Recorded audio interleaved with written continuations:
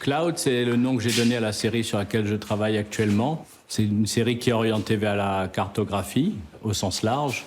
Je pense notamment aux cartes de constellation, ou alors peut-être les cartes mentales, ou les cartes de processus qui sont faites en entreprise par les coachs, mais du coup ça serait presque une parodie de ça.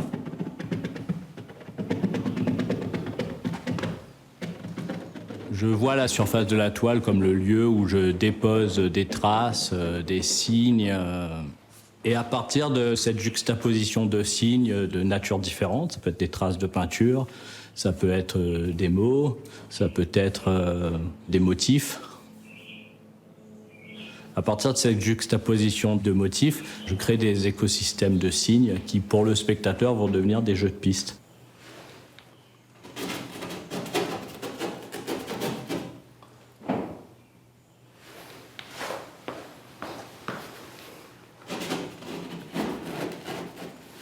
Ce sont des toiles qui n'ont pas de centre, donc c'est pas un principe de composition, on est toujours sur le principe de cartographie. Et du coup, le spectateur, à partir des différents indices qu'il va trouver, à partir des signes qu'il va reconnaître, la répétition de motifs, donc l'idée c'est de produire comme ça une déambulation du regard. Finalement, chaque spectateur va lire différemment selon et sa sensibilité et l'angle par lequel il attaque la composition.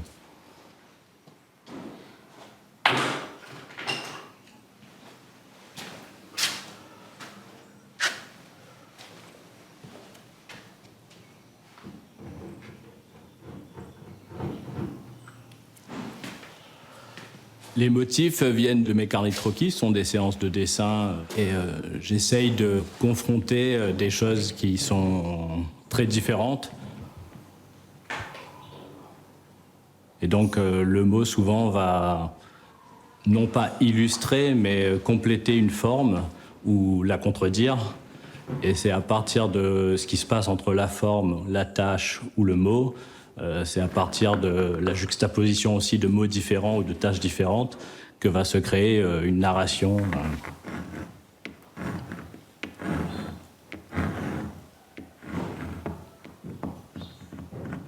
Et j'essaye d'interpréter plastiquement, à ma façon, cette idée de cloud, de nuage numérique. C'est pas une illustration de ce qu'est le cloud, évidemment, mais je pense à déposer des choses et en même temps, la distance entre les choses raconte d'autres choses.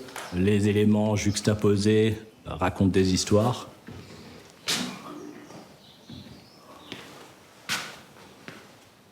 Je suis assez intéressé par la distance du spectateur depuis la série précédente qui s'appelait Purgatoire. Le moment où il va s'approcher de la toile et va se rendre compte qu'il voilà, y a quelque chose il y a des éléments, des indices, il y a des corrélations qui peuvent paraître absurdes.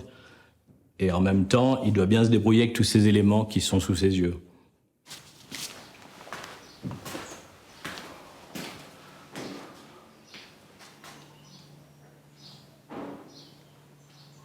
Je travaille souvent sur plusieurs toiles à la fois. J'aime bien le principe aussi d'être comme l'atelier, comme une espèce de grand vaisseau spatial comme ça, où on appuie sur des boutons, on tire sur des cordes, on rajoute un élément par là, et puis finalement sur un deuxième. Le principe, c'est que ça me surprenne aussi, donc les accidents font partie évidemment du jeu. J'essaie de rebondir sur les moments où un geste ne fonctionne pas. Je crois que finalement, je suis dans la même déambulation que je voudrais que le spectateur ait au moment où je travaille. Mon but n'est pas de faire des dessins d'enfants, mais comment est-ce qu'avec avec les connaissances que j'ai, je vais pouvoir trouver cette fraîcheur, moi aussi, d'aller à l'essentiel. Et finalement, je crois que le rapport à l'essentiel, c'est un peu une quête. Depuis le début, je crois que j'ai essayé d'enlever tout ce qui m'a paru compliqué. Quand j'ai commencé à faire de la peinture, je me suis toujours débarrassé de tous les éléments en fait, qui faisaient que c'était une pratique contraignante. J'ai des séances où je supprime plus d'éléments que je n'en produis, et c'est toujours dans cette idée de simplifier la composition. Je crois que dans l'effacement, on est autant dans un geste créatif que dans l'agencement ou dans l'addition.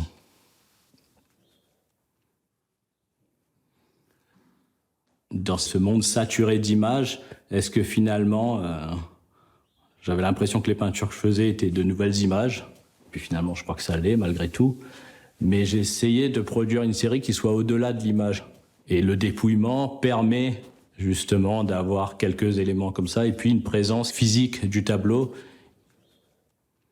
Évidemment, on peut le reproduire, on peut le photographier, ce tableau, mais en aucun cas, on ne peut expérimenter le tableau physiquement, comme lors d'une exposition ou d'une visite d'atelier ou dans un musée. Qu'est-ce qui fait que la présence devant le tableau est indispensable ? Je crois que c'est une question qui reste fondamentale, même, et encore plus aujourd'hui à l'ère des réseaux sociaux avec des images qui filent à 300 km/h. Je crois que la peinture est un temps aussi où le regard résiste, où il est nécessaire de prendre le temps de la regarder, tout simplement parce qu'on est dans un autre rapport que celui de l'image. C'est-à-dire qu'on est dans une présence physique forte, en tout cas quand ça fonctionne.